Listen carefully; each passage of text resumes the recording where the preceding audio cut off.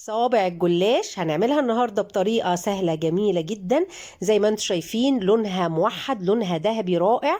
وهنعمل كمان الشربات المخصوص للجلاش، وهنعرف ازاي نحشيها وازاي نخليها صوابع متماسكه كده.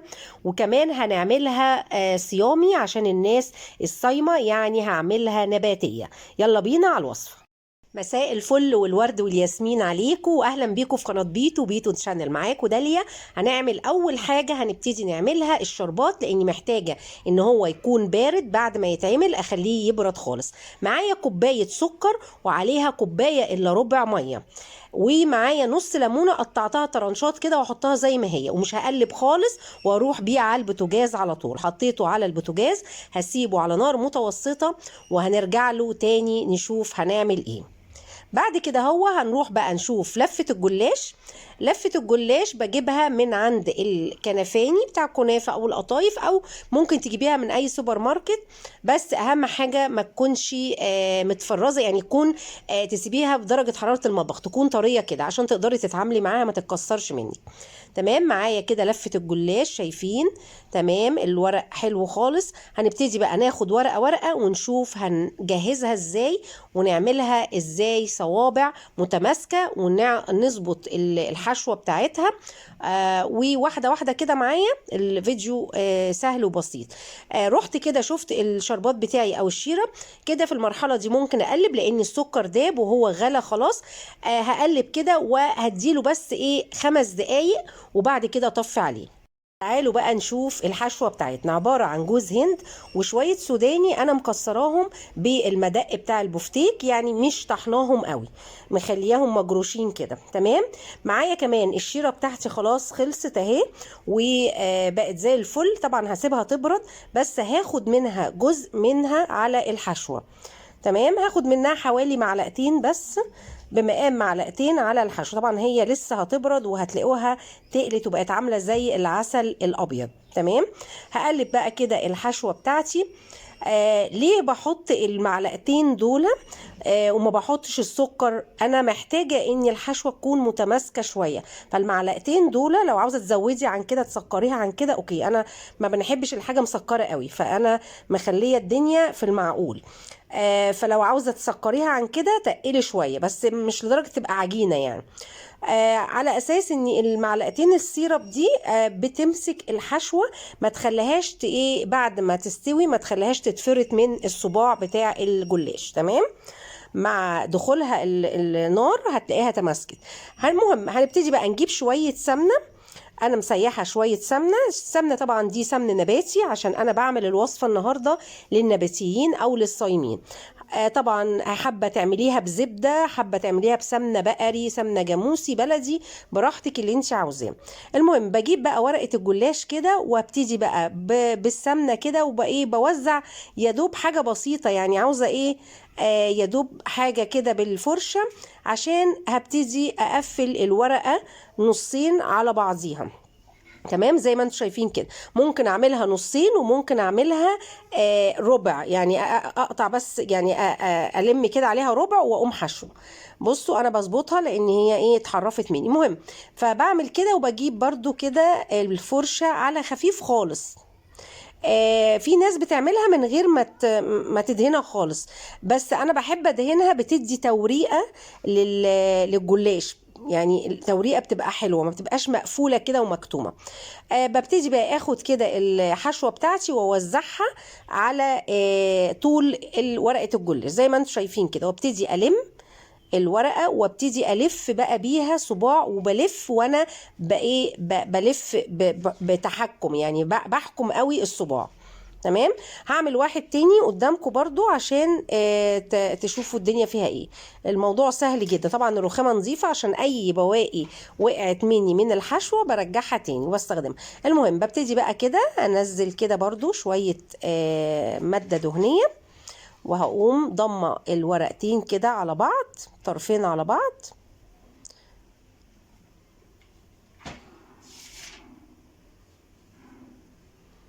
تمام. الجلاش بيتعمل بقى كذا شكل واشكال كتيره. انا عملت مره على القناه الجلاش الحلو، عملته بشكل عش البلبل. هسيبه لكم في اخر الفيديو تشوفوه. وكمان عامله وصفات كتيره لشهر رمضان، عامله القطايف البيسي، وعامله الكنافه باكتر من طريقه، وعامله بسبوسه.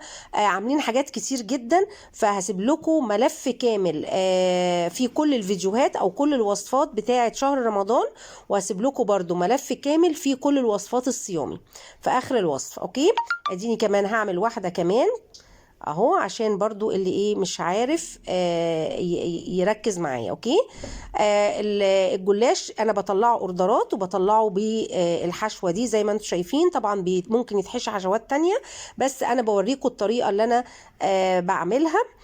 طبعا لما بيكون ناس فتره بنعمل بسمنه بلدي صافي، لكن للصايمين بنعملها بسمن نباتي.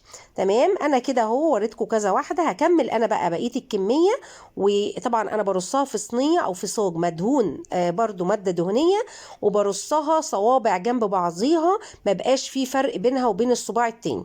تمام، هكمل بقى الكميه كلها ونرجع نشوف هنعمل ايه بعد كده. خليكم معايا.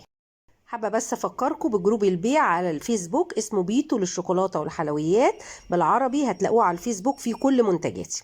وبعد ما لفيت كل الصوابع زي ما انتم شايفين كده ورصيتها، هوريكم بس الصباع بحطه ازاي. بحطه على مكان القفلة، يعني بخلي الطرف بتاع الصباع هو اللي على الصينية من تحت، عشان مع السخونية يقوم ايه مقفول وما يبقاش مفتوح. تمام، هبتدي بقى بعد ما عملت كده هبتدي ان انا اقسم التقسيمه بتاعه الصوابع. ممكن بقى تقسميها بالنظر، او ممكن تحطي صوابعك كده وتبتدي ان انت مثلا تحددي المقاس اللي انت عاوزاه. تمام، حبه كده اوكي، مش حبه تكبري، فممكن ان انا مثلا اخليها 4 صوابع، يعني ب4 صوابع ايدي بيبقى هو ده المقياس بتاعي، او بالنظر. المهم بمسك كده السكينه وابتدي ان انا اقطع صوابع لحد اخر الصينيه. يعني لازم ينفصلوا خالص، عشان لو دخلوا ونسيتي ودخلوا من غير ما تفصليهم هيبقى هيتكسروا بعد ما تطلعي، مش تقدري تفصليهم ولا تكسريهم. لاني مره قبل كده دخلت بصراحه وكنت نسيته يعني، فطبعا الصينيه دي يعني اتاكلت كده بالصباع يعني. فزي ما انتم شايفين كده باكد قوي من ناحيتين وخصوصا من الاطراف ان يكون كله متقطع تمام. بعد كده بجيب بقى باقي السمنه اللي معايا وابتدي ان انا برضو على خفيف، مش هدلق. يعني المحلات بيحبوا يدلقوا الكميه كلها ويدخلوها، ولما يطلعوها وهي سخنه يصفوا الزياده. لا، احنا مش هنعمل كده، بالفرشه كده بطريقه حلوه ونظيفه كده نقوم عاملين كل وش الجلاش، لان ده اللي هيخلي لونه اللون الذهبي اللي شفتوه في اول الفيديو. هدخله على الفرن على درجه حراره 180، وبعد كده زي ما انتم شايفين بعد ما اخد لون من تحت ولعت عليه الشوايه من فوق دقيقتين او دقيقه، لانه ما بياخدش وقت. والسيرب بتاعي او العسل بتاعي الشربات اهو برد، وحطيته في الدوره او في اي كوبايه ليها بوز، على اساس ان انا اصبه بطريقه او بالمعلقه ما فيش اي مشكله. وابتدي ان انا ارشه كده. الصينيه لازم تكون لسه طالعه سخنه زي ما انتم شايفين، والعسل يكون بارد تماما. وابتدي اوزع كده الكميه زي ما انت شايفه كده. هوزع الكميه كلها. حابه تعملي شربات اكتر وتضاعفي الكميه مفيش مشكله، لكن هي الكميه دي حلوه قوي على قد لفه الجلاش.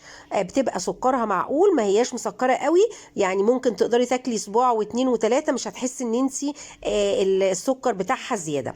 بعد ما رشيته كله خلص اهو، هسيبها بقى كده تهدى وتبرد وتشرب بقيه الشربات اللي تحت في الصينيه. شايفين في شويه شربات اهو، هسيبها لحد ما تشربهم خالص ونشوف الشكل النهائي وندوق مع بعض ونشوفها من جوه ونشوف كل تفاصيلها. خليكم معايا. وادي الجلاش بتاعنا بعد ما حطيناه في طبق التقديم زي ما انتم شايفين كده، لونه جميل وشرب الشربات كله خالص، والوانه كلها تقريبا موحده. شايفين تحفة. طبعا ممكن تصغري الصباع عن كده، تكبريه زي ما انت عاوزة. انا وريتك الطريقة وانتي ابدعي براحتك، وان شاء الله هعمل لكم وصفات تانية للجلاش باشكال تانية وبحشوات تانية. شايفين من تحت لونه جميل ازاي؟ اول ما بتلاقيه في الفرن لونه احمر من تحت، يعني بعد حوالي 10 دقايق كده اول ما بتلاقيه لونه احمر من تحت بتقومي مولعه الشوايه، يا دوب في ثواني هتلاقيها احمرت، فلازم تكوني متابعاها. وشايفين الحشوه من جوه ولا بتقع ولا اتفرولت ولا وقع حاجه في الصينيه ولا اي حاجه، الحشوه مظبوطه ومتماسكه وزي الفل. تمام. هعمل لكم ان شاء الله قريب حشوات تانية، بس يا ريت نشوف تفاعل. الفيديوهات بتاخد وقت وبتاخد مجهود جامد جدا جدا. عاوزه اقول لكم الوصفه على بعضيها لما تيجي تتعمل من غير تصوير، عاوزه اقول لكم مش هتاخد يعني بالحشو بكل حاجه مش هتاخد نص ساعه على بعضيها، لكن طبعا عشان اصور واوضح واقول خطوات واعمل كل حاجه يعني بطريقه معينه عشان توصل لكم المعلومه، بتاخد مجهود ووقت كبير. فأرجوكم تفاعلوا عشان تشجعوني وعشان أعمل لكم فيديوهات تاني. شايفين؟ هندوق بقى مع بعض ونشوف الطعم من جوه والشكل من جوه شكله ايه. خليكم معايا.